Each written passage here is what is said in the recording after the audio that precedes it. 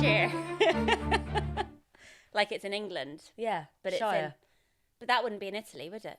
Well, Chianti is an Italian wine that's obviously favoured by Brits. So I think it's a comment on the fact that it's like a British-Italian wedding, and British people love, only certain aspects of Italy, including Chianti.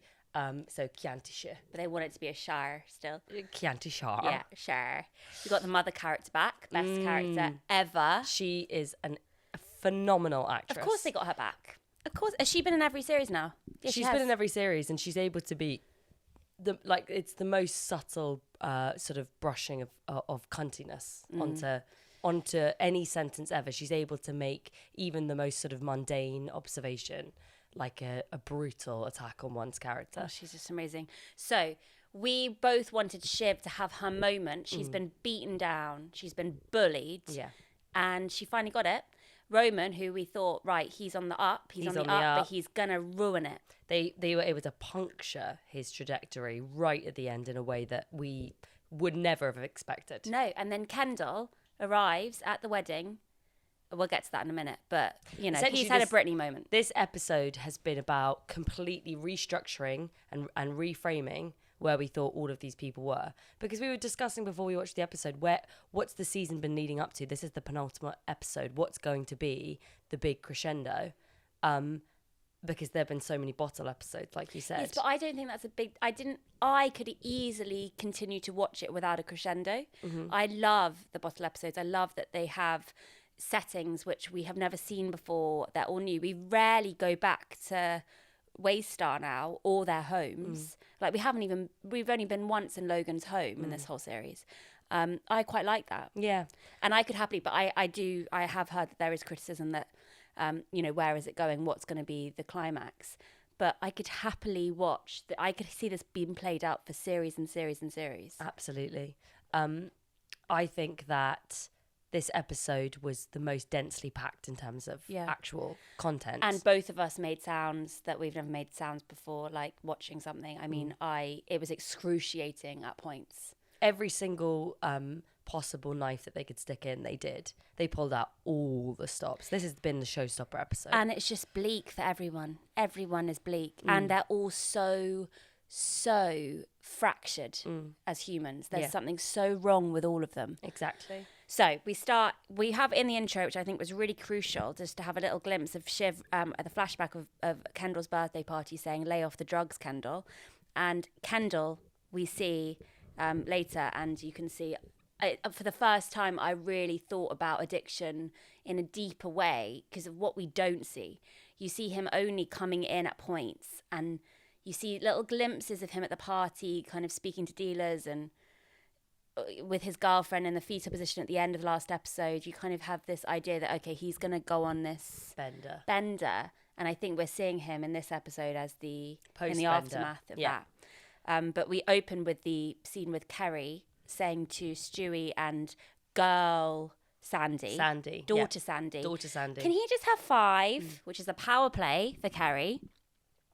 And basically they're doing an ambush on Stewie and girl Sandy. Basically Roman in his glory saying that they've got Gojo, and girl Sandy and Stewie aren't happy about this because they reference the fact that, well, is he going to just go microdose and tweet about angels again, which is very, So clearly he's been problematic in this acquisition period. And he's a famous like reckless rich kid. Mm-hmm. And he is kind of notorious for his tweets. And Sandy and Stewie seem relatively concerned that Waystar are making such a big decision when they've obviously just accepted to come on the board. Like, they should be involved in that process. They should be involved. And then Logan says, well, we can always just not do the deal. But everybody's desperate at this point. They need a big deal. And so Stewie, backtracks and says, no, we're not saying that. We are interested. And I think in this episode, like with most of the episodes, actually, it constantly to's and fro's with power and giving a character something and then taking it away. Yeah. In every single scene, there is an example of that somehow. And then they're about to go into a big meeting, and Roman Shiv's not there, which it's obvious that Shiv's not there. Sandy asks where she is. The female Sandy asks, hang on, somebody who does have my back, or at least is another female in the situation, this toxic situation, where is she?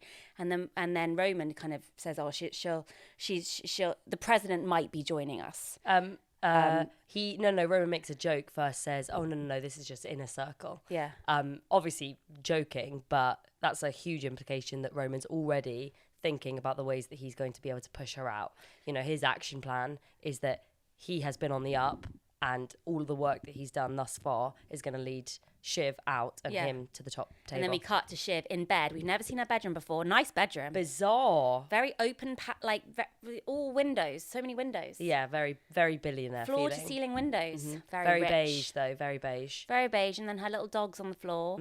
And she's on her iPad. I don't believe that she cares about her dog. No. But she looks like she's sulking.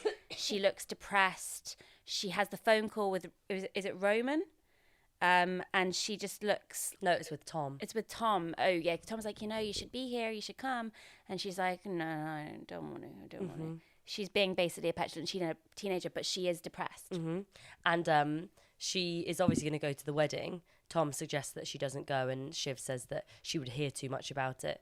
But it's clear that Shiv is feeling sorry for herself. Yes. And I kind of got the sense that with Kendall and how that scene comes into play at the end, I felt that Shiv feels defeated by the system.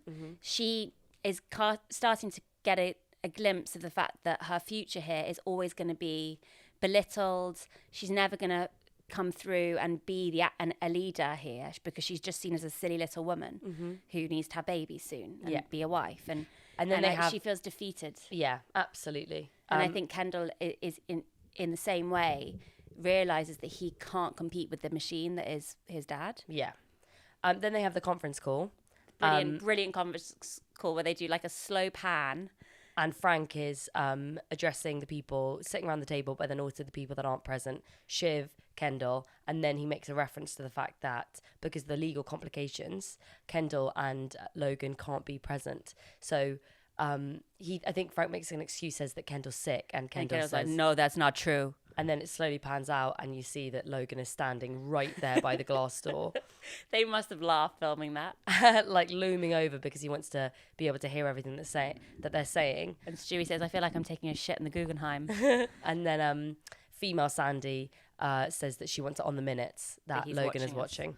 Yeah. Oh, so good. And then we have Shiv and Roman walking onto their private jet to make their way to the mum's wedding in Chiantashire. And very quickly Roman says, hey, who are you? Didn't you used to be Siobhan Roy? Because he can tell already that he's got her. He knows that she's down, and he wants to kick the dog when she's down, which is what the family do. That's their way. Exactly. Like, no matter how much they fiercely love each other in such twisted ways, and they keep sort of coming back together again, seemingly the reason why they want to stay so close to each other is because they love being able to gloat and sort of torture one another. It's almost like it's a very sadomasochistic relationship that they all have with each other. And it almost is like they don't realise the consequences, because no one has ever died. No one has ever been truly ruined.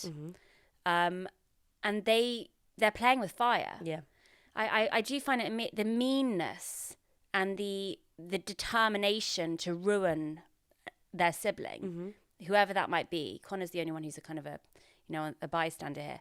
They all are willing to ruin them. They kind of all think that they're invincible. So they think that they can keep pushing it more and more and more and do even more cruel things, and that they'll still be able to come back from this. I mean, as we'll see later on when Logan and Kendall have a dinner, there's even a reference to them still having kind of a relationship. So Roman basically tries to say to Shiv, look, I've Googled the stepdad, and he again is looking out for his parents. He seems to be the only one who actually at least seems like he cares. But I think it's probably because he cares that this new stepdad character is going to steal his inheritance. He's got 4 kids. Roman says he's on the make. And Shiv says, I don't give a shit. And then to get Roman off her back, he says, she says, I don't give a fuck. And Roman looks at her and there's a moment of just stillness.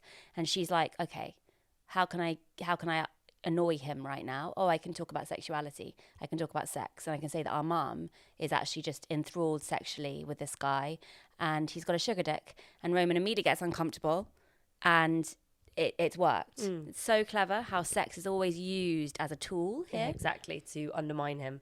But he also then calls he retaliates and says, well, you know, because Tom tries to pipe him with being like, you know, so Roman, about the deal.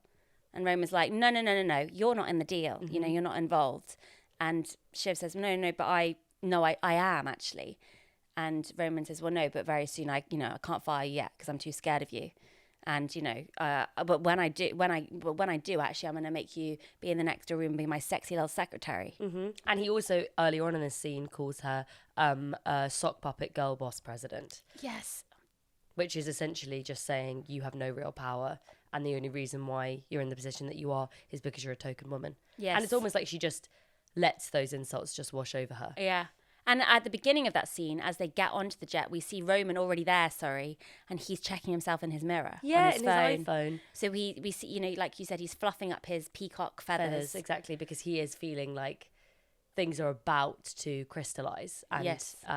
He's finally going to get what he wants. And then another brilliant throwaway comment that there's so many just kind of littered Lines into the dialogue that you don't pick up unless you watch it 2 or 3 times. Yeah, they're just so subtle. But, you know, when he says the thing about sexy secretary to Shiv, she says, what the fuck is wrong with you? And as he walks away, he says, we're working... I can't do the accent. Please, do it. We're working on it. You know? He's having therapy. Great accent, Jessie, there. That wasn't me doing the accent. I gave up on the accent there. Okay, then the moment that Kendall arrives at the wedding. Mr. Buzzcut. Shaved head. Really having his Britney moment. And he's such a... I do like him as an actor, but I'm also he's so authentic. It's kind of weird. But he has lowered his voice in this episode because he's also depressed. He's obviously gone through this huge thing post-birthday party. He's had huge revelations.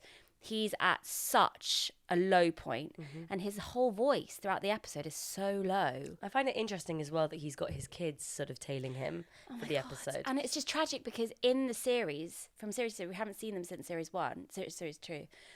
Two. I haven't shown them since series 2. They're taller. They And look it way just made older. me sad because it's like, in the, you know, this time goes so far. This time thing goes so fast. And they're missing out such crucial parts of their child's lives. Yeah. And, you know, Roman says again, you know, when Kendall later in the episode says, well, you know, where are my kids? And Roman's like, oh, Kendall doesn't know where his kids are. It's like, Roman, you have a kid too somewhere. Yeah. Where's your fucking kid? Roman doesn't have a kid. Yeah, he does. He has a kid with the first girlfriend, another character. I mean, the only thing that is... Are you kidding me? Roman has a child. Roman has a kid. So in the first series, and I might be wrong, and you can comment underneath if you're one of those, you know, Succession sleuths. But in the first series, he had a blonde girlfriend, maybe even a wife, that he fought with a lot, and they had a kid. They had a kid. Do you know that? No, we can check fact check. We'll definitely get that fact check. But Roman definitely has a kid. Anyway. Wow. And if that is the case, then that really does add another interesting layer. Roman has a kid with the first girlfriend. Think he does. Okay, well, you can comment underneath. Go on. You guys carry on. Okay, So basically, yeah, he Mr. Buzzcut, Mr. Buzzcut meets his mum. He meets his mum. Instantly, she makes her first catty comment of maybe 7,000 catty comments that she makes in this episode about him looking like he's just come back from the front. And in a way, He has an emotional. Apparently Roman doesn't, but anything regarding to Roman having his own family was scrapped after the pilot. Yes, but there was a kid there once at Logan's house. There was a kid. I am right. Okay. Because I remember, because I love Roman so much. I thought, oh, he's a daddy. Anyway, so basically the mum is telling her, Kendall, that there's an itinerary for the wedding and he's not involved in 4 hours of it. Yes, because and she uses such sort of that classic twee, upper middle class, like British vernacular, you know, oh, we'll have to divvy up the blah, blah, blah. She does it so well. She makes it sound so sinister because I think that British accents and American television generally sound so, they always sound a little bit evil. And I think that she just does it so well, where she's able to make herself sound like this sort of Disney villain, but in a cutesy way. Yeah, and he has to unpack everything she's saying. I kind of forget that their mother is English sometimes. I know. So yeah, basically then Kendall meets the new stepdad who says, "Oh, Kendall, like the mint cake." And then we see Shiv arriving and she speaks Italian very well. And then Jerry is behind her. She doesn't speak Italian. And she very tenderly touches her new man's arm. Like he's a new handbag, bringing him in to see all of the people to be jealous of him. But she looked a bit frail though when she grabbed his arm. Yeah, she did almost look a little bit frail. But I think it was supposed to be more of a possessive gesture, like, I'm bringing you in here as a statement, almost like a statement to Roman, which we'll see later. And oh, I've just lost 2. Where did I put 2? But I thought that it was amazing that this character, Laurie, the boyfriend of Jerry, didn't have a line and was there for show. And later on, it's so tragic what happens to Jerry. And the fact that Laurie was there, and she's obviously trying so hard to be the next successor when she's never ever going to get that chance. Exactly. And then we see Connor and Willa walking in. We know her name now. And I feel like in this episode, because they're trying to thread in the potential risk of her background being a problem, you see a little trashy side of her where she walks in to say, Italy, pizza, It's pasta, just so great that they popes. had the contrast of those 3 characters. Shiv obviously has been to Italy, Europe, her entire life. Shiv is born into money. So Yeah. Shiv knows Italian. She opens the door with her sunglasses on, looks like a movie star. That's somebody who has power literally running through their blood. Then you see Jerry, who can't speak Italian herself, but has lived in the power world enough. And knows to entertain and charm the person who's opening the door for her. Exactly. And then you see Willa, who's only new into power, new money, and she is embarrassing herself by saying, Italy, Pasta, pizza, toast. pope. Toast? She said toast. No, she said popes. Oh, did she say? pasta, And that's pope. why she talks about popes. Yes, I thought she said yes. pizza, toast. Yeah. And she says, "Have you ever met the Pope?" Have Con? you? And Connor's he's really distracted by his phone. And this is just the most revealing, like, 30 seconds of television ever, where he obviously shows, like, that a rich kid doesn't appreciate anything. And he says, "Oh, yeah, I've met the Pope a couple popes back." Complete Pope. Complete Pope. Full fat Pope. Full fat Pope. Very religious. Very religious. Oh, I'm going to do that for so long. Full fat Pope. We very ruined religious. that. We ruined massacred that It's beautiful because bit both of of us writing. want to say it so much. Yeah, so both we of us both want to say it, but then we also absolutely fuck it up every single time. But basically, he has been contacted because Politico, which is, the Politico, American wanted to- political website, I assume. Yeah, I get it. I watch Veep, We watch V. We know what Politico is. What is that noise? Anyway, they want to do a employment history of Willow. Willa. Willa. Because I think it's Willow. No, it's Willa. Okay, fine. Which he says will be friendly, and Willa says, yeah, because journalists are notoriously friendly. Anyway, swiftly moving on. We've then got the welcome drinks. Roman meets. Roman is exposed to Laurie, and no, with Jerry, and he knocks on Jerry's door, and Jerry's like, "Oh, I've got to check if Laurie can come." And Yeah, she's being very showy about it, like trying to say without actually saying it, "You need to stop. I've got a man here, and look, stop I'm happy." sending me dick pics. Exactly. Which is shocking because I kind of thought that I'd kind of put to rest a little bit that there was obviously still a flirtation, but Jerry hasn't been in the last episode. I know, but I think as Roman gains power, what do we know about men who are feeling powerful? They It like means showing that- their dick. It means that they also feel like they can show their dick a little bit more. And So I think it's implied that in the couple of episodes that have gone by without Jerry really being visible, Roman, who's been puffed up, his chest has been puffed up to the max, he's probably been sending her 7,000 dick pics. Yeah, and she very kind of sweetly and motherly says, I think you do this when you're under pressure. And it's just so maternal and sad. And Roman kind of doesn't really, he says, don't stop trying to open Pandora's box. You just find more dicks in there. And he calls her Minxie for sort of basically just trying to tell him to stop, which is obviously not a great reflection on Roman. But you know that they have a twisted understanding, and you know that Jerry isn't shutting this down fully. She's not shutting it down, I think, because there's some kind of connection there. And it's fucked up and weird, but that's how some people communicate. They show each other, you accept someone's dick pics for a while, and that's just the communication level that you're at. Exactly. So it's starting to kind of hint that, okay, the dick pics are a little bit of an issue. And it's getting to a point where it's not sustainable anymore. Yes. She's had to get a fake boyfriend to basically try and stop Roman doing that. Exactly. And bringing the fake boyfriend is for show. Then we have Roman coming up to the mum, and the way she greets Roman is clear that Roman is the baby. Yeah, and the favourite. And he's the favourite. And I feel like the way that Roman always says mum and mummy in such a pronounced English accent, it's like it shows a level of deference that he has towards her. And she kind of is with the new husband and says, Roman's worried that I'm enthralled to you. And then he sleazily says, well, I think that's the other way around. And Roman has this brilliant face of like disgust. Which is so ironic given that he's just been talking in like graphic sexual terms with his mother figure, Jerry, in literally the last scene. Yeah. So it's a bit ironic that he can't take his Can't mum deal with it. talking about her actual own sexuality with her partner in the next one. But he's like, are you sure? Do you have a prenup? He's got 4 kids, And she says, he is awful. I obviously can see that.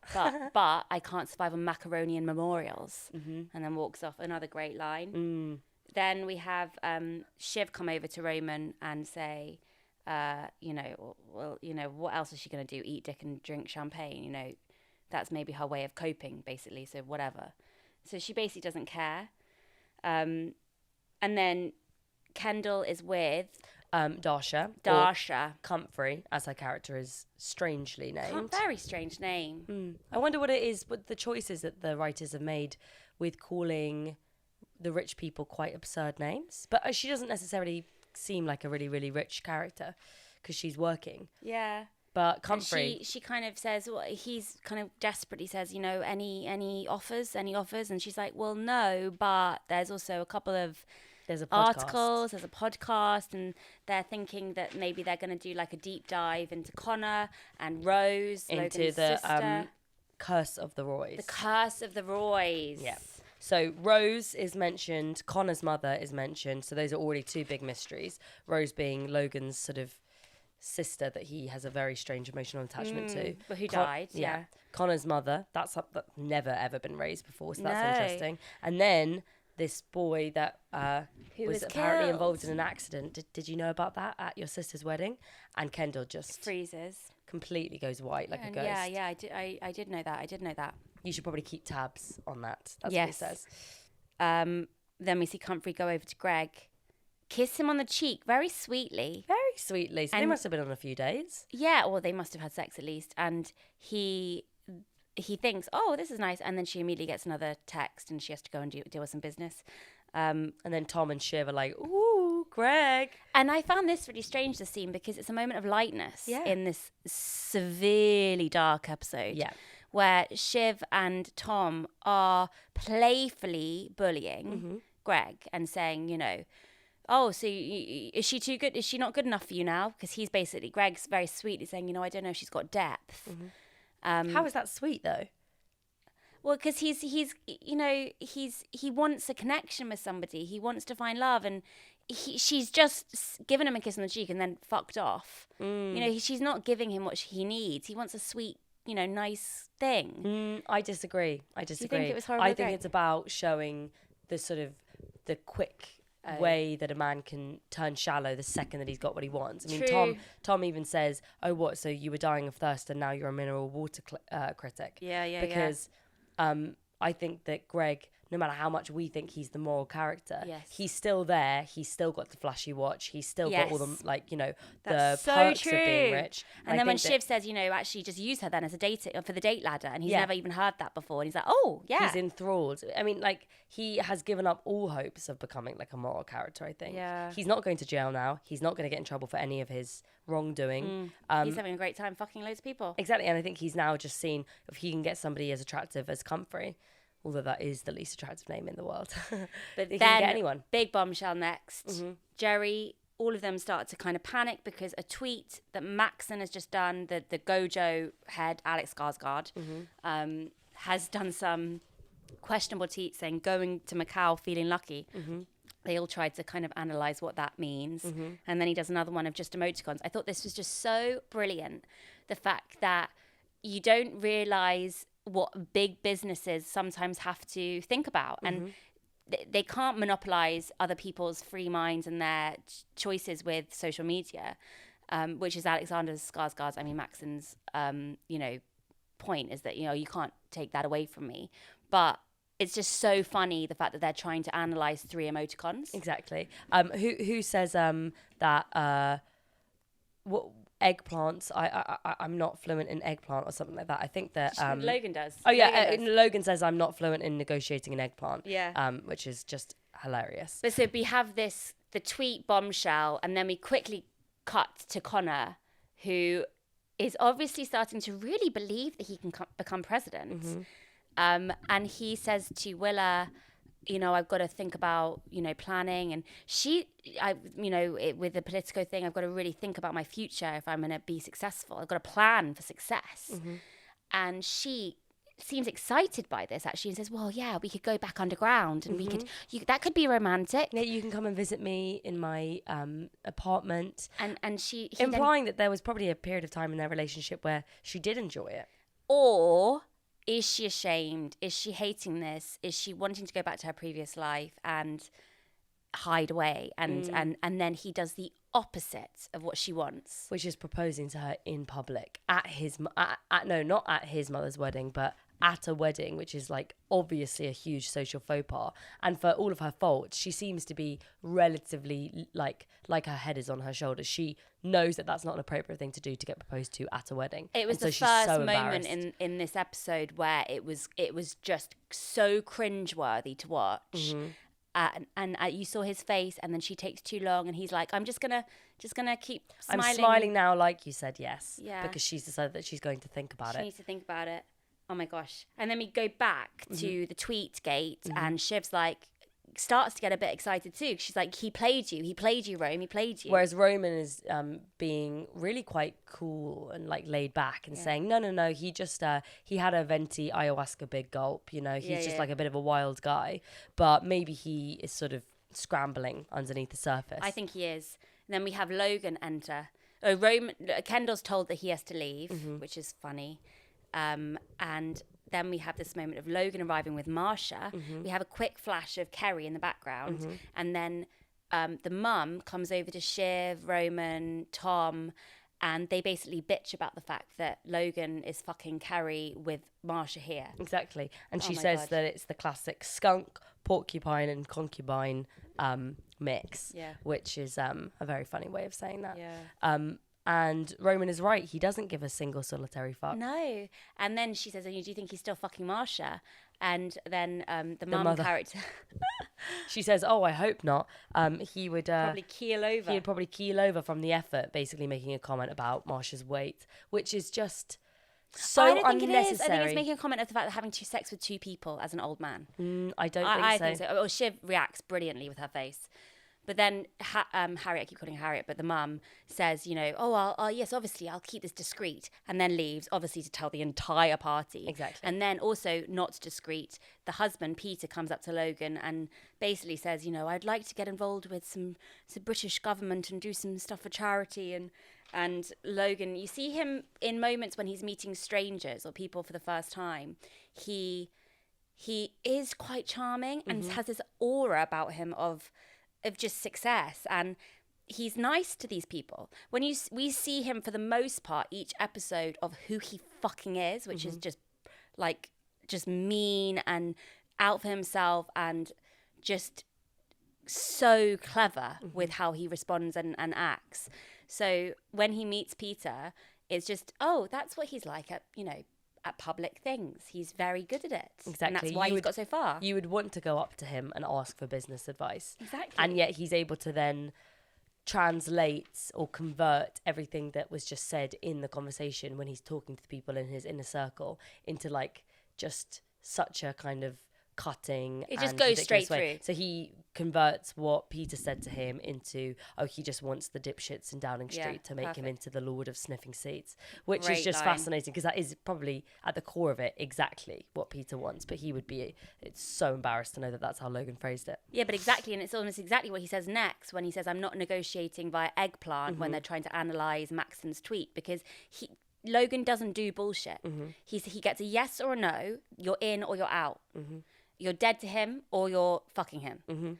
And then Kendall, Oh my god, Kendall makes his first like weird outburst thing. statement Oh by my walking over God. straight to him, and Roman sort of tries to Be his bodyguard. yeah, exactly, tries to be his bodyguard. But even though Logan can see Kendall standing there and he hears his request that they have dinner privately, and he can look at him in the eye, he could respond to him directly and he could say, okay, I'll think about it. But instead he tells Roman to say to Kendall, tell him that we'll think about it. When which he's right there and it's he so can hear him. dehumanising. Yeah.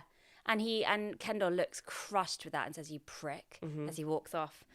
Then we have all the women out in town, Shiv's and Bachelorette party. And then I think we have my favourite scene that's not with the main characters. This is probably my favourite standalone scene. Absolutely incredible. The dialogue here, and also because it's just so rare to have a scene between two women in I succession. think so. Yeah, that's I think probably what was so striking about it, because you really rarely get a glimpse into why Shiv is the way that she is. No.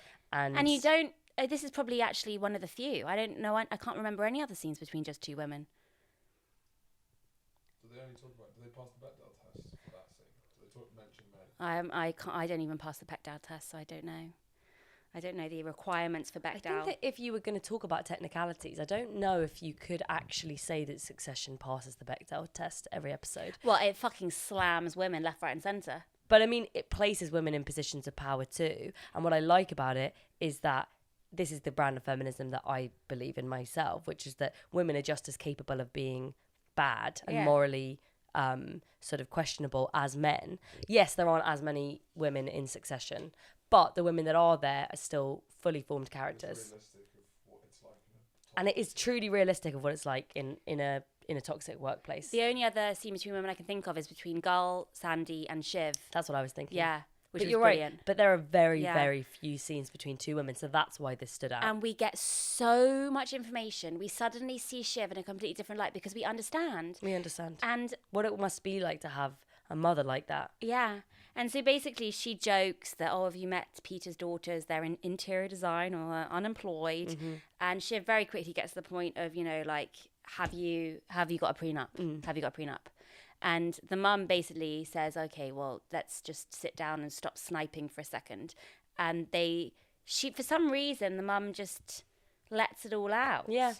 She is sort of like maybe approaching that messy drunk stage. Yeah. But I don't think that she is. I think that she wants to hurt Shiv. Yeah. She's saying, look at me, look at what I'm doing. I'm getting married again because I'm choosing to have fun with a bit of my life. But also And- she's revealing that she's poor.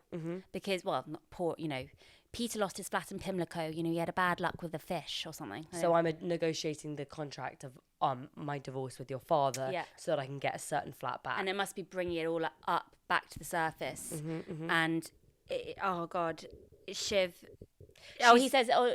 My favorite bit was when she says, Peter's got a big heart though, and Shiv says, well, opposites attract. And even though she admits that she was a spotty mother, Yeah. she calls Shiv to her face a shitty daughter. Yeah, I may have been a spotty mother, but you were a shitty daughter. Imagine calling your own daughter a shitty daughter. I feel like that's such a strange way to phrase it. Yeah. It's so adolescent. It's placing you as equals. Yeah. It's saying that... Well, that's what she does. That's what she does. She she puts them on is- equal, because she is a child, and Shiv says, you let Dad take us, and You said carbonara and daddy. yeah, And then Shiv says, but I was 10. you were 13, as if that was As if that makes some grand her an difference. adult. It's horrible, but Shiv is quite good at not letting it in. She Yeah. seems to be holding it together, and It's she not knows like the her mum's mum. saying any new information. This is new information to us. Yeah. And the reason that it's quite a shocking scene is because it's not like Shiv is gasping at what her mother is saying. Instead, she's taking it on the chin, like this is how her mother gets every time that they have a one-to-one Yeah. conversation, which is probably not a lot. But the big point, there's this lovely dialogue about onions and, I could cry. And Shiv says, well, where's the onion? And then the mum says, well, you are my onion. Do you think that's also like a slight joke to the fact that Peter's name is Peter Onion. something close to onion? It's like Peter Bunyan or something I like that. don't think so, no. But then the best bit in it, which is so revealing, is she says, the truth is, I probably should never have been a mother. And Shiv looks fucking hurt by that. You've made the right decision, Shiv. Yeah. As if she's made the decision. It's She like a hasn't double publicly blow. announced. It's a double blow because It's making an assumption that when your woman is over a certain age and doesn't have kids, they have decided not to have kids. No, you don't know that. exactly.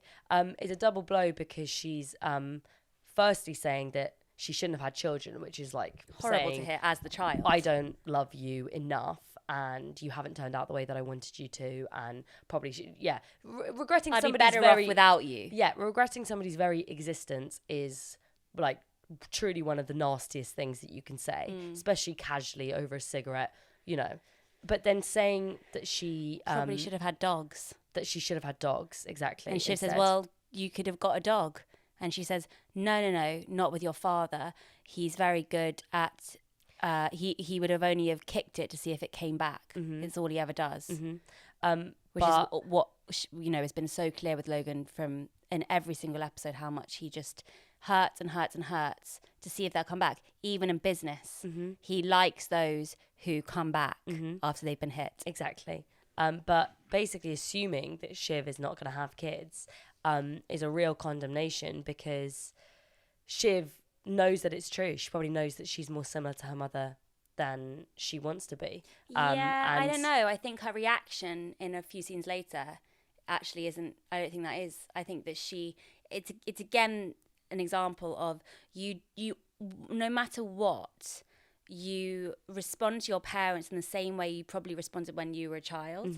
No, that doesn't ever change. And you respond to your siblings in the same way that you've always responded, and react and, want things from them that you wanted when you were young.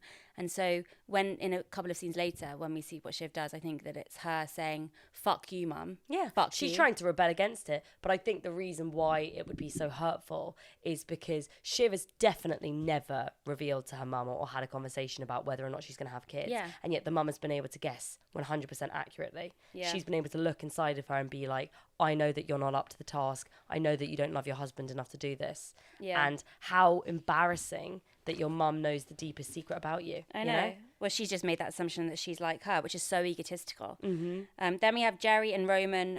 Jerry's saying to Roman, Maxon's not taking any other calls. This is a huge deal. You need to do something. And Roman responds by being like, well, you want me to go and save it? I'll go and save it. I can do that. When I don't really believe that he can.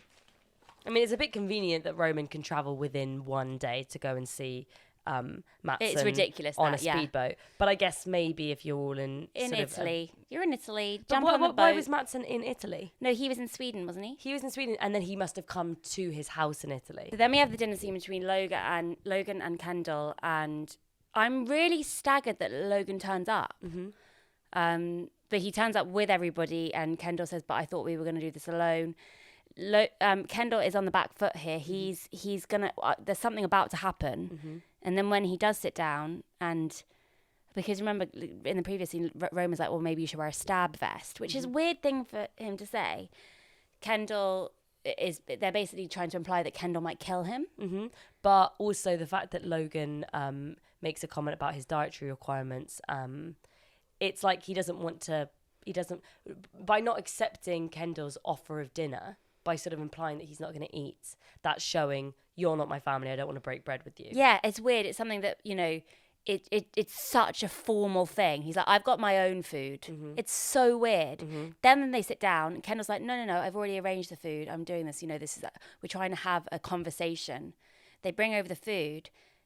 Logan says, "Oh, where's I don't know, the Anderson, the son of the Kendall's son, basically. Where? Oh, I want to see him. Come. Hey. Rather than actually having a conversation with him, looking him in the eye, even, saying, hello, I missed you, or whatever. I'm your grandfather. Hi, how are you? He says, well, you taste this mozzarella. And then you realise it's because he wants to know that it's not poison. But he would willingly sacrifice his grandchild in front of his son. Yeah, but it's also just much more of a statement of power. I think Logan logically knows that Kendall wouldn't poison him, but it's him saying, I don't give a fuck. I would rather poison your grandchild than ever let you have any kind of power over me. Which is, and basically Kendall says, I want out, I'm a good guy. I'm a good guy. I know I can't beat you anymore. This is too big for me. Yeah, but also he says just before this, when Kendall is responding to the grandson taste testing, he sort of looks at Logan so sincerely and says, I'll be broken when you die. Yeah. What a weird thing to say. Yeah, he constantly gives too much away. It's like he's just making even more of a fool of himself. But also shows that you just always want approval from your parents, no matter what. You just want them to love you, and you just want them to say what you want to hear sometimes. And he still thinks the dad could love him. He still thinks the dad could sit down for dinner and not think he's going to poison him. It's so tragic. Exactly. Oh God! But he lays out all of these, and it's such a U-turn from where we've seen Kendall, which shows that so much must have happened from the birthday party to here. That he's basically gone through a real period of self-reflection. He says that he thought that he was a knight on horseback. And then Logan says, no, you're just, You realise that real success is a number on paper. Or a fight for a knife in the mud. And a fight for a knife in the mud. But then Kendall again reveals too much, which is this is so stupid. This is where he goes wrong in this scene. He says, I don't know what I'm going to do with my life from here. And you see Logan, and he knows he's got him. He's in power again. Oh, you're coming to daddy again? You want my help? You want my love? Well, you're not going to fucking get it. Because Kendall tells Logan that he's not a good person, doesn't he? Yes, but this is so stupid of him again and how he plays this. It's so childish, because what he should do is just lay out his requirements. That I want 2 billion. I want immunity. I want safety. I just want to be able to, do adverts or whatever. I just want to be able to survive. I know I can't compete with you, but I'm out. But what he does, and you inevitably can't do when you're in a fight with your family, you give in all this other stuff as well.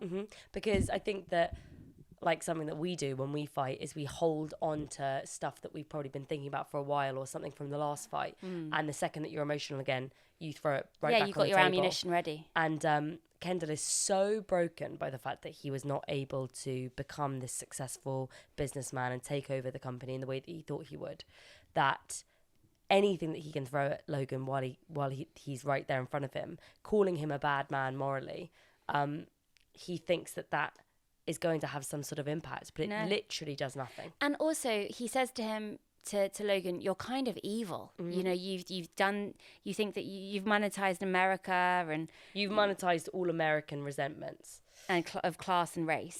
And Logan says, noticed? You turned black bile into silver dollars. Oh, and you just noticed, did you?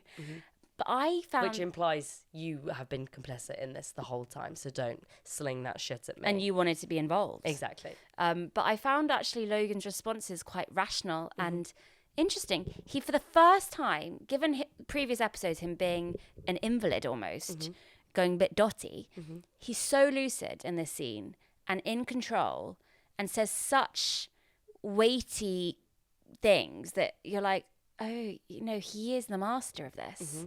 There's no way out. Yeah. And then you just see Kendall like a little mouse in a trap being fucked again. Oh my God. To stick the dagger in right at the end of the scene when he knows that Kendall's basically asked his dad for money because he doesn't know how he's going to be employed after this exit. He says, how long do you reckon that young boy took before he started sucking water?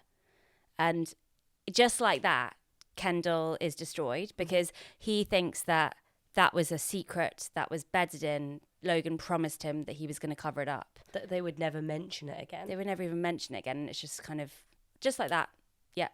It's all gone. Oh my God. And Kendall immediately looks again like, okay. And he's just said, I'm a ghost. I'll be a ghost. But he already is.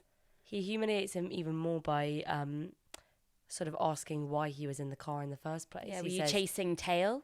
No, he says, were you chasing pale? I.e., were you chasing white powder, I assume? Oh, I thought he was chasing tail, like sex. He said tail. No, because then he says... are you queer? Are you queer? Were you hooking Yeah, up chasing with... tail. chasing tail is sex. I know, but I think that he said, was What's it for pale? drugs?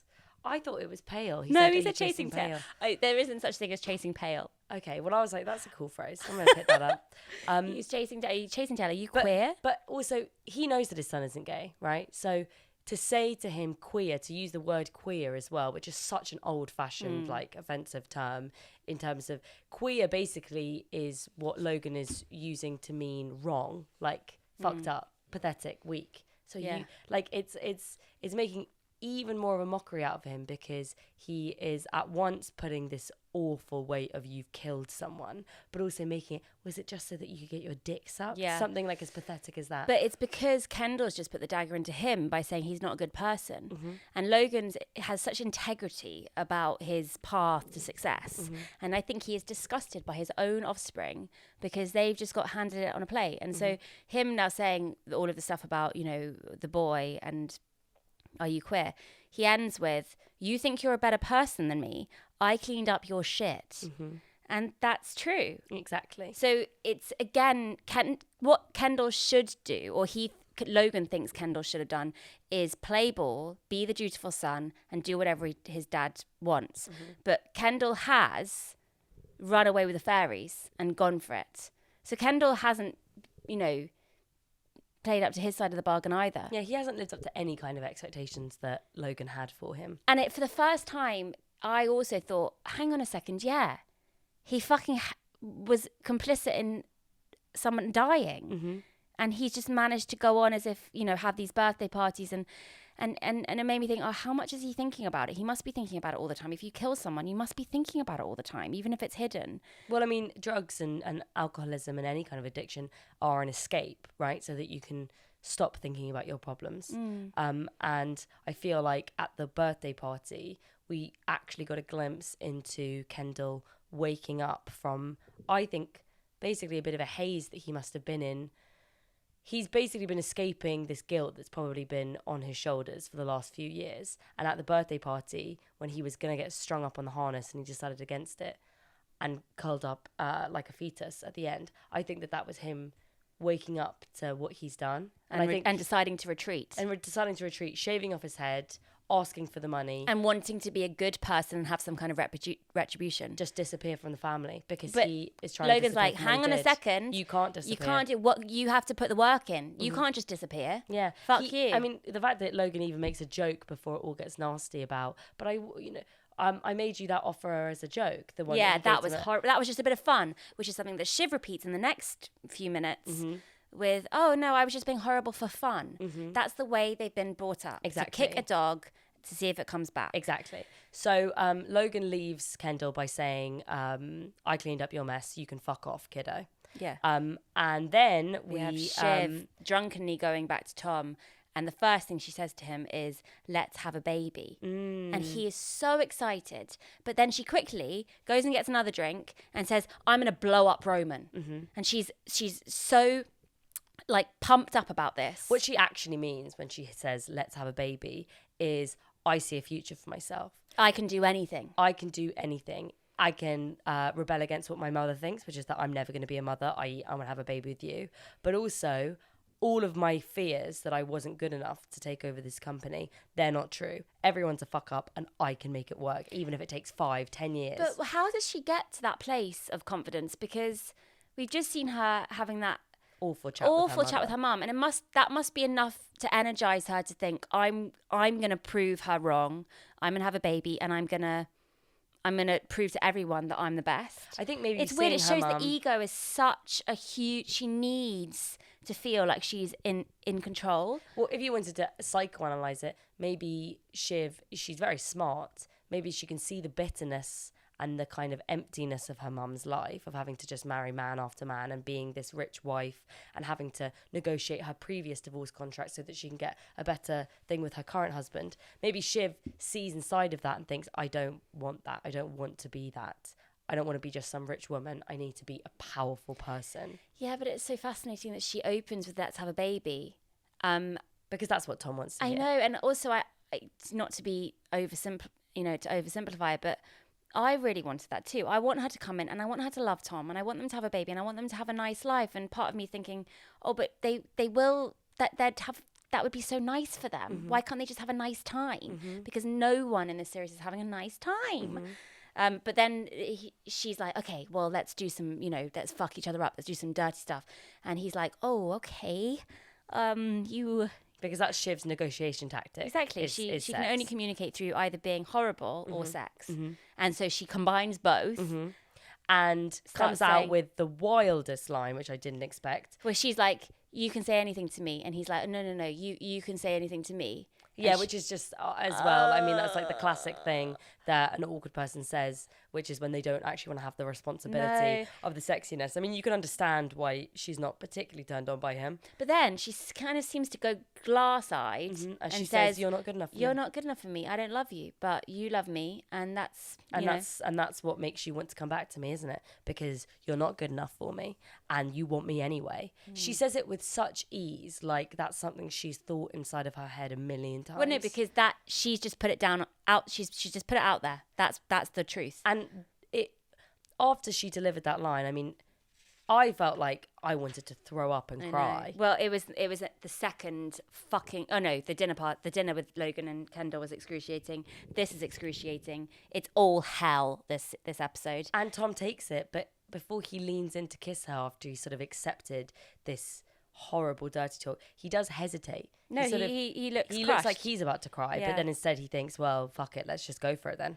Okay, then we have Connor, quick scene with Connor and Willa and in the morning and breakfast, and he says, still thinking, you still thinking? And she says, yep, it's just still thinking away. It's a big life decision. And he's like, well, all this thinking can make it a bit less romantic. And then Greg, who is clearly now trying to get onto the dating ladder, is trying to talk to the Contessa, and apparently she's a fermented yogurt ambassador. He inadequately flirts with her and shows her his watch, which is a weird thing to do. Yeah, but then that's exactly what he did with Comfrey, really. Yeah, if you think about it. So it's like he plays the same tactic every time.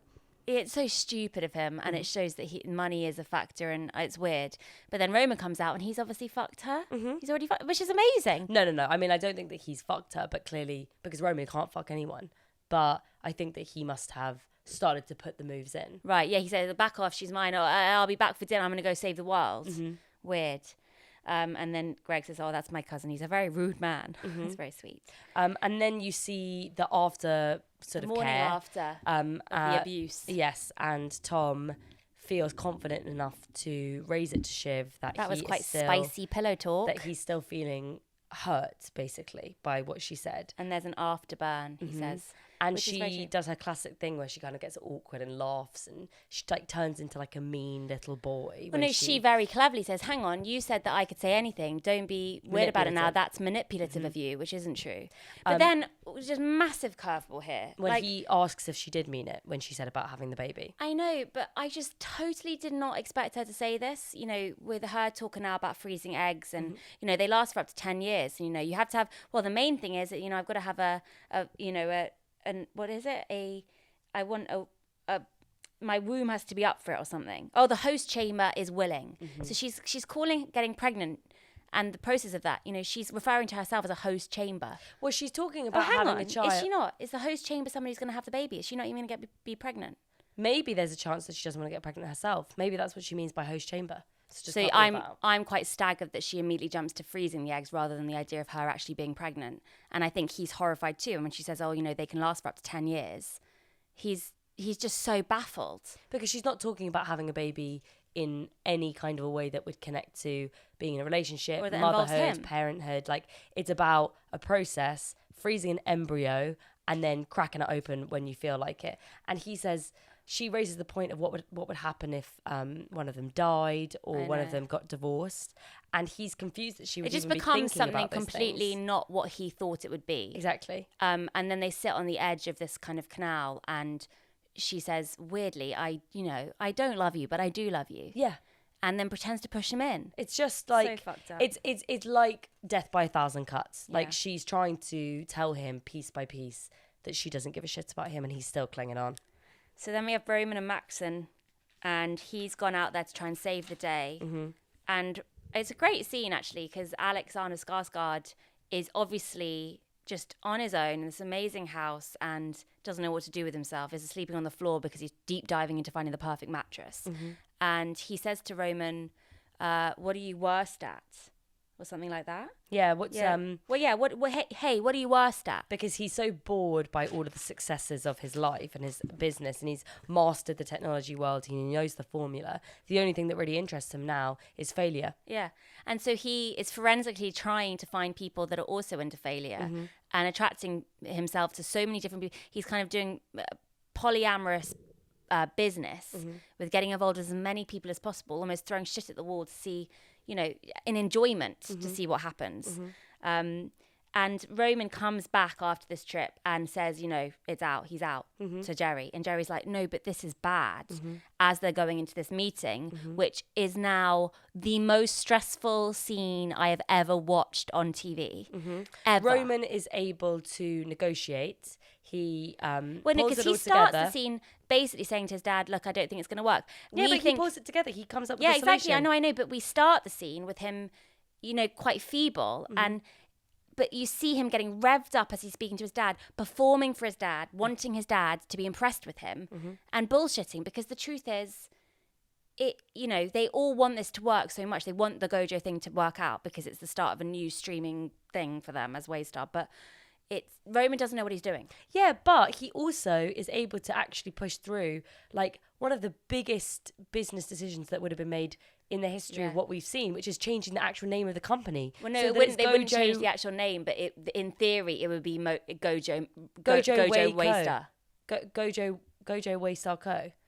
No, they wouldn't actually change the name. That's just saying that's what what would happen in theory. Yeah, which is incredible because that's never even come close to it. The fact that Logan would even consider that shows that Roman is actually talking some sense, and he fucks it all up by No, hang on. He basically, Roman says he wants to be a merger of equals. Yes. Logan, you think, given that his whole thing is about being the leader. Yeah. You think Logan's going to immediately be like, well, fuck him then, he's out. But really fascinatingly, after the scene with Kendall before, you just see Logan working and you see what's happening as it happened. Like second by second, you see, actually, no, this is the only way I'm going to remain in power. Yeah. So actually, let's do it. It's a complete U-turn for Logan. And that's why it's impressive that Roman got him to think about it. It is impressive, but I think it will blow up. I think it will blow up. But well, I mean, it literally did. But he says, is the guy a fuckhead? Because he assumes that anyone who does drugs is a fuckhead and a loser, and that's what now he thinks of his son Kendall as a loser. So I don't know how to knock out a clown, he says. And Roman's like, no, he's not. And he's not. I promise, it's going to be okay. So even though I think it will blow up, Roman cons the dad really into making the biggest decision ever. And then Jerry congratulates him by sending him a nice warm text. And he does this weird like knocking on the table and like puffing it out his chest and physical kind of actions to show that he is just so excited. Yeah, he just can't keep it within himself. And maybe Jerry's sort of display of warmth there, it is a little bit suggestive. Like, she didn't need to send him a text. No, she didn't need to send him right then. But it was the most perfect thing they could have done in terms of writing, because we immediately see the text go to Roman. We see him open up his phone, get the text. Well done, Roman. And then, as everyone's kind of getting up and dispersing, oh my God. He has to sort of place his phone underneath the table so that nobody can see, which is where the mistake must happen. But what mistake? The mistake is in of him switching from the text chat with Jerry to the father. Yeah. Because that's the only implausible thing. But I guess if he was under the table and taking a photo at the same time, it could have happened. Well, did he take a photo then? Yeah, he took a photo then. Oh, he took a photo right then. Yeah, he took a photo right then. I mean, he might have had one saved on his phone, which is plausible, but it would be more shocking if he had actually pulled down his trousers and taken a photo right there and then when everyone is still in the room. And the fact that he's become hard at the idea of him securing this deal. I don't think he was hard. The penis was at least like semi hard. Which is so fucked up. He's in a meeting. I mean, like, we actually saw Roman's dick. It clearly wasn't Or Kieran did he Culkin's get hard dick. from getting the text from Jerry? No, he got hard from having the deal and from being congratulated by Jerry because she thinks that he did a good job. That made him rock hard. Like, that's fucking hilarious. So then, and then he sends the photo and the Accidentally. text that accompanies it saying, Jerry, should we go to dinner to celebrate, to Logan. Dick pic and dinner. I mean, when you see... Logan's face? No, when you see fucking Roman's face, he looks like the soul has left his body. No, but it's same with Logan. Logan looks absolutely horrified and immediately has this kind of idea that all of his kids are fuck-ups. Exactly. And so he says, I need 5. Shiv pounces. She knows, oh, hang on. She's what's got her happened? business turtleneck on. She's She's ready got her to navy go. striped suit on. Exactly. And she follows him. And immediately, obviously, he hands her the phone and says, no, Roman does this to Jerry. Yeah. This is a thing. Shiv is so cold-blooded in this scene. So She's cold-blooded. able to make Roman sound like a little baby. And then makes up... Yeah, Roman has was done. doing it to She's her. getting her. Roman's getting his comeuppance, and she then makes out that he's weird. He's weird with people. There was things with his personal trainer, and it's and then Logan doesn't entertain it very much. He just basically says, "Okay, thank you, Pinky," because he doesn't want to know. All he knows is that Roman is now out. Yep. And he calls her Pinky again, which we've worked out as a term of endearment that he uses when Shiv is in his good books. Yeah. So by calling him Pinky, then we kind of know, okay, Shiv's probably number 1 child again. Yeah. Hold on, sorry. Is Jerry not head of the company anymore? Is that Jerry's still the interim they don't CEO. do that at all? Yeah, they don't really make a huge deal of that. Formal thing that she's actually meant to be boss. Exactly. So then he screams, Roman! Gets Roman to come in. Roman looks absolutely terrified. He looks about 5 years old. Oh my God, I've and the never felt more first sorry thing for Logan him. says is, are you a sicko? Yeah. And he asks why. What are dick pics? Why would you send that? And the way he says, well, he's just saying, here's my dick, I guess. Yeah, I know, but it's so funny because Roman is trying to kind of get out of the situation by pretending that this is something that just happens in business. Exactly. And Logan very cleverly says, no, hang on a second. We do run news channels. I know that dick pics exist. Yeah. What the fuck is this? Yeah. What interests you in Jerry? She's about 1 billion years old. Exactly. You're a laughing stock, which is very interesting because it shows that Logan thinks of women above a certain age as a non-sexual. Exactly. Um, But also that Roman thinks that he can do his normal joking around and be like, oh, well, here's my dick. And that Logan will just sort of brush it off as, oh, just another quirk of his son. But then instead, Logan Logan just absolutely does not agree that this is an acceptable thing to do. He has some morals when it comes to that area. But then he also references Tabitha, who's was a nice Roman's piece of tail. ex-girlfriend. He says a nice piece of tail. Yeah, he says, what happened to Tabitha, that your ex-girlfriend, or that tall, blonde, nice piece of tail? Something like that. But it just shows that in this world, you need to have someone to be official and to seem kind of like that you're proper. You have to have a girlfriend, you have to have a husband, you have to have to seem proper. Being queer or being a sicko is not okay in this situation for Logan. Oh my God. And then he says, well, Jerry's out type thing. And Roman says, I'm not a feminist, but I think firing a senior female is going to be bad for you. Receiving dick pics is going to be bad. For receiving dick pics. Oh my God. So, oh my God. Roman ends this episode with his tail between his legs. And then we have Shiv pulling Jerry along. Jerry doesn't really know what's happened. She doesn't realise that Logan's been sent the dick pic that was meant for her. And she says very little, and Shiv takes the lead and says, if you're being sexually harassed if by you Roman, can't deal with your own sexual harassment, I mean, could there be a more sort of evil sentence? No, right? because she's very clever. She knows that she can spin this as sexual harassment. She can get Roman out. She can get Jerry out at the same time. And she knows that Jerry has been complicit. Shiv suddenly holds all the cards. It's fascinating. Yeah, it's just amazing. And Jerry, I feel so sorry for Jerry. She's got a nice new boyfriend. She didn't deserve those dick pics. And also, she should have had some sex with Roman, maybe. That would have maybe been fine. Maybe if they had an actual relationship, maybe then he wouldn't have had to send her dick pics. Oh, God. I actually do feel like they have a connection. And you can see in that moment, Jerry seems to be deeply upset that Roman is in the situation. Yeah. In a motherly way. And maybe she almost feels guilty for sending him that well done Roman text, because she knew that would probably provoke him into doing something like this. Not that it's her responsibility. Because it's exactly because it shows that what their way of communicating is to compliment each other and then to be nasty. And so it's weird that she sent that right there and then. Oh my God, this was such a long episode. This was 63 minutes episode. And then the final beautiful scene of Kendall. And Floating. floating on a Lido with a beer, face down, with his kids looking very disappointed in the splendour of the beautiful Italian countryside, them on their iPads, and then the daughter looking at him disappointingly and then walking inside. And then the poor son, who has, it is probably, I would hope in the next series we would see a little bit more of their family, because the idea of Kendall's son in this is, like, I feel very sorry for him. Well, he was shouted at by Kendall, I remember, at the wedding when he got in the way. And I think Wasn't that Logan who shouted at him? No, it was Kendall, because he right. thought that the son was somebody else coming into the room. And Oh, the son was embarrassed, yes. But you see Kendall being left by his children, dropping his beer bottle into the pool and watching it float down, like I'm sure he's imagining the boy that he got killed in the car. Yeah. And he sort of breathes air bubbles into the water, and you wonder if he's almost like considering killing himself. He's so empty. I know, he's destroyed. Oh my God, that episode was so stressful. It was so good, and it was like, it's just unbelievable how many storylines they were able to not only tie up, but completely change the direction of.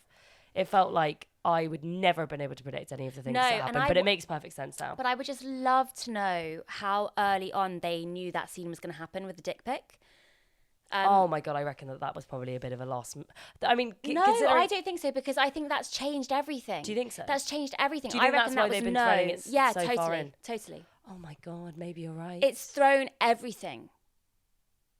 I just don't know what can happen now. They basically fattened Roman up just until the point where he was actually doing a good job, only to fuck it all up. And with they the most fattened him up trivial to thing. burst him. Yeah. And Shiv is going to swoop right in, because she probably isn't going to make as good a leader as Roman would have, but she's cunning enough to be able to know how to use her power. So predictions, I reckon Roman is going to still be okay. I think that will be okay. Jerry will be out, and that'll be tragic. Yeah. I reckon Shiv and Tom will break up, and I think that Shiv will be so upset that Tom leaves her that she'll fuck up again. Yeah. I think Kendall will do something so damaging for the family that it will bring the Roys even more into kind of shame, public shame. And I reckon Greg will have to step up somehow. Yeah, you're right. Tom is going to leave Shiv. That's going to be one of the things that Tom will happens leave in the Shiv. next episode, isn't it? He has to leave Shiv. He has can't to. be treated like that. He has to leave Shiv. To. Oh my God, good episode. That was a good episode. You survived even though you were sick. Yes, I'm not feeling very, very well, and Jessie's obviously pregnant, so having to wee every 5 minutes. thank you for sticking with us as we gave you our detailed recap. That was fun. It was fun. Only one more. Only One more. If you want to see any extra stuff that's not Succession related, we are going to start something new on our Patreon, which is going to be a book club, which is very exciting. So if you don't like books or you do like books, just become a patron. And also there's going to be lots of diary entries of my pregnancy, which I'm sure are very boring for people to read. But if you like that kind of thing, there's one this week. So yeah, patreon.com/ksisters to support this lovely little podcast. We don't have our banner. We should have our banner. I know. Where is that? Anyway. Thank you so much Adios. for listening. Bye. How do you say bye in Italian? Ciao. Arrivederci.